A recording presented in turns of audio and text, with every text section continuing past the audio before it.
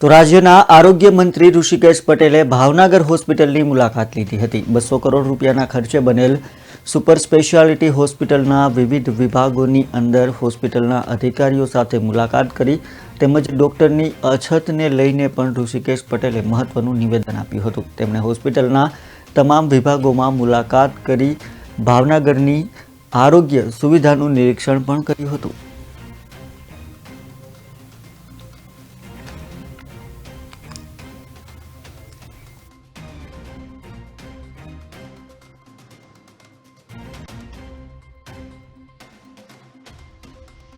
ડોક્ટરો આપણને મળતા હોય તો કાલે જ આપણે ઓર્ડર આપી દઈએ। એમાં ક્યાંય આપણે ક્યાંય રાહ જોવાની નથી। એમાં પણ સુપર સ્પેશિયાલિટી અને જે સ્પેશિયાલિટી ડોક્ટરો છે જ્યારે કે જ્યાં કે ત્યાં આપણે ઓર્ડર આપીએ છીએ। જેમ જેમ આપણી પાસે ડોક્ટરોની ઉપલબ્ધતા થાય એમ કોઈએ માગણી કરી હોય, આપણે જીપીએસસીને પણ એનું માગણાપત્રક મોકલ્યું છે।